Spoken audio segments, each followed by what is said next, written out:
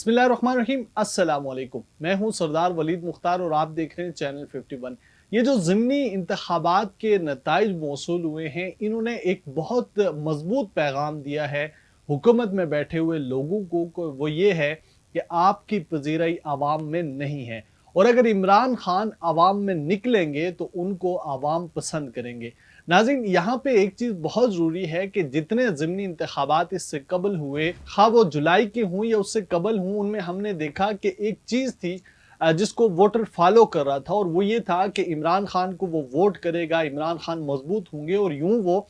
पंजाब की हुकूमत हासिल कर लेंगे। जो 20 हलकों के हवाले से जो बात की जा रही थी, उसमें एक चीज़ मद्देनज़र थी। लेकिन ये जो हालिया इलेक्शन है, इसमें इमरान खान का तमाम वोटर इस बात पे यकीन रखता था कि इमरान खान ने उस असम्बली में वापस नहीं जाना, चूँकि पाकिस्तान तहरीक इंसाफ पहले ही असम्बली से निकल चुकी है और सबको यकीन था कि इमरान खान असम्बली में नहीं जाएंगे। और वोट देने का एक मकसद सिर्फ ये था कि एक पैगाम दिया जाए कि जो लोग इस वक्त हुकूमत में बैठे हुए हैं, जितनी जमातें हुकूमत में हैं, उन सब के मुकाबले में इमरान खान को अवाम ज़्यादा पसंद करते हैं। और वो हमने देखा कि पाकिस्तान में एक तारीख रकम हुई कि जिसमें सबसे ज़्यादा सीटें एक वक्त में एक इलेक्शन में इमरान खान ने जीती और भुट्टो साहब के बाद दूसरे सियासतदान बन गए। हमने इससे कबल भी देखा कि 2018 में भी इमरान खान ने 5 नशिस्तें जीती थी। अगरचे ये एक सानवी हैसियत की बात है कि इमरान खान को इनमें से सिर्फ एक सीट रखनी पड़ेगी और इसमें फिर दोबारा से इलेक्शन होंगे 5 हलकों पे। लेकिन इससे कबल हमने देखा कि जिन हलकों में इमरान खान ने इस वक्त एक मैंडेट हासिल किया है, उनके ऊपर बहुत ज़्यादा जो पीडीएम की हुकूमत है उसने होमवर्क कर रखा था, और तमाम इफ एंड बट्स को जमा करके उन्होंने कलेक्टिवली ये सोचा था कि ये वो हलके हैं जहाँ पे खा वो पाकिस्तान पीपल्स पार्टी हो या मुस्लिम लीग नून हो या फिर जितनी इमरान खान के मुखालफत में इस वक्त लोग सामने आए थे, उन्होंने वो तमाम वोट बैंक को काउंट किया था कि 2018 के इलेक्शन में इमरान खान को या इमरान खान के कैंडिडेट को कितने वोट पड़े थे। सो देखने में ये आ रहा था कि एक वाज़ा मार्जिन होगा हुकूमत के पास, चूँकि वफाक में इस वक्त हुकूमत ज़ाहिर है एक मखलूत हुकूमत है पीडीएम की सूरत में। तो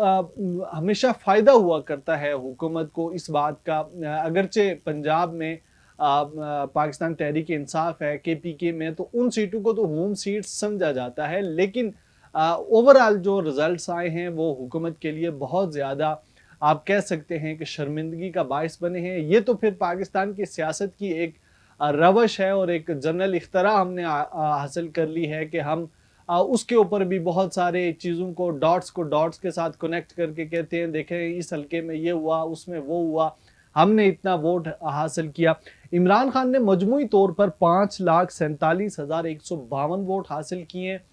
तमाम हलकों की अगर हम बात करें तो इमरान खान के ऊपर इन तमाम हलकों में 5,42,152 लोगों ने जो है वो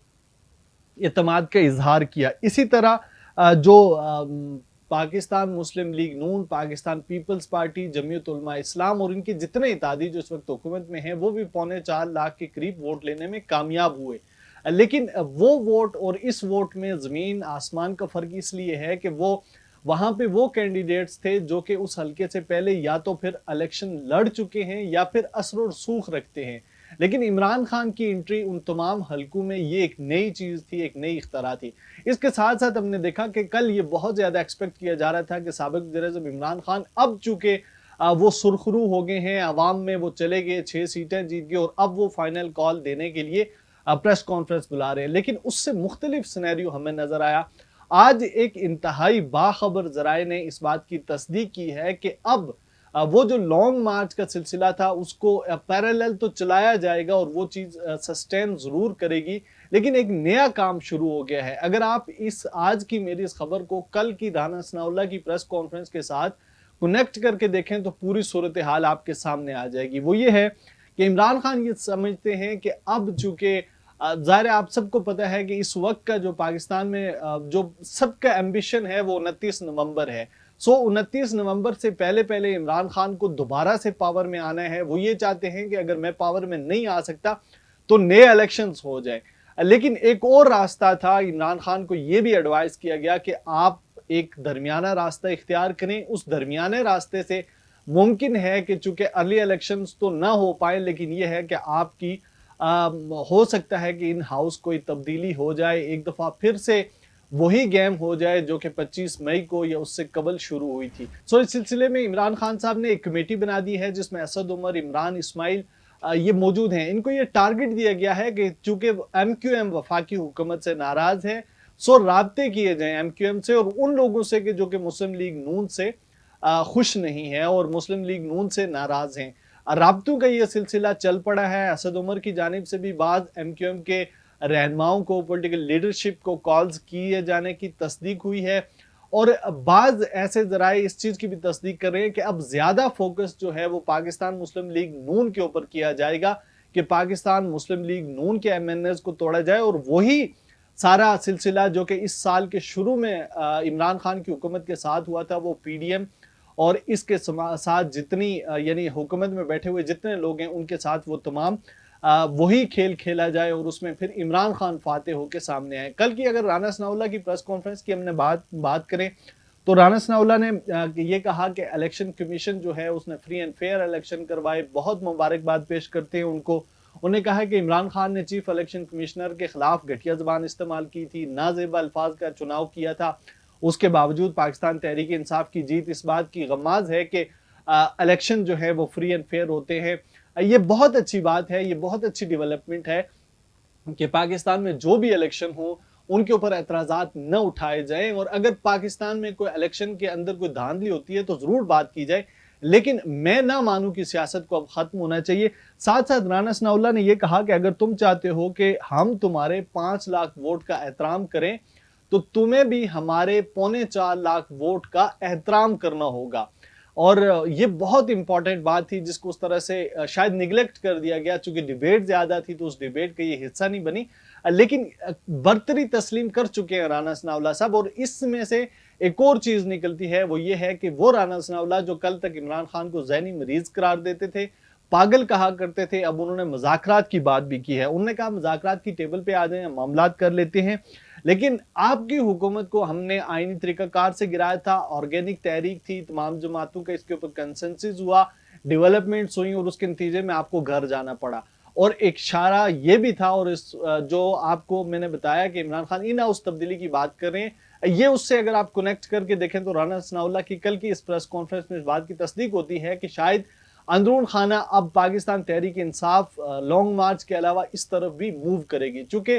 पाकिस्तान तहरीक इंसाफ को और साबिक वज़ीर-ए-आज़म इमरान खान को इस बात का तो अंदाजा हो गया है कि शायद उनके जो मुतालबात हैं वो उस तरह से माने नहीं जाएंगे, और चूंकि वक्त बहुत कम है, जो अहम डेवलपमेंट्स होनी है या बड़ी तकर्रियां होनी है उनमें बहुत कम वक्त रह गया। सो एक इन हाउस तब्दीली के हवाले से राना सनाउल्लाह साहब ने पूरा उस सिनेरियो का जिक्र किया। हालांकि कल की प्रेस कॉन्फ्रेंस में उस सिनेरियो के मुतालिक जिक्र करना ये कुछ जरूरी नहीं था, चूंकि कल उन्होंने कहा हमने आपको इसीलिए जहमत दी है कि हम आपको बता सकें कि इमरान खान लॉन्ग मार्च के हवाले से जो तैयारियां कर रहे हैं उन तैयारियों के हवाले से वफाकी हुकूमत ने क्या तैयारियां कर रखी हैं। उन्होंने कहा अगर आप जत्थे लेके इस्लामाबाद में आए तो हम आपको मुंह तोड़ जवाब देंगे, और ये कोई तरीकाकार नहीं है कि आप जत्थे लेके इस्लामाबाद में आए। कल अगर आप वज़ीर आज़म होते हैं या आपकी हुकूमत थी तो कोई जत्थे लेके आए और वो हुकूमत को गिरा ले, तो ये जत्था कल्चर इस्लामाबाद में प्रमोट नहीं होना चाहिए। सो उस इन हाउस तब्दीली की अगर बात करें तो पाकिस्तान में इस वक्त इमरान खान के पास एक अच्छी चाल ये हो सकती है कि इन हाउस तब्दीली की जाए। और फिर कुछ मामलात ऐसे हैं कि जिनसे आपको पता है कि चूंकि वफाकी काबीना की तादाद बहुत लंबी हो गई है, 90 तक पहुंच गई है सारी। अगर आप कुल मिला के देखें एडवाइजर्स और इसमें जो मिनिस्टर्स हैं उनकी तादाद 90 से तजावज़ कर चुकी है। शहबाज शरीफ हुकूमत सबको खुश करना चाहती है, लेकिन इस वक्त सब शहबाज शरीफ से खुश नहीं हो रहे। इसके साथ साथ लंदन कैंप की आपसे खबर शेयर करते हैं कि लंदन कैंप में ये जो ज़िमनी इंतखाबात में इमरान खान को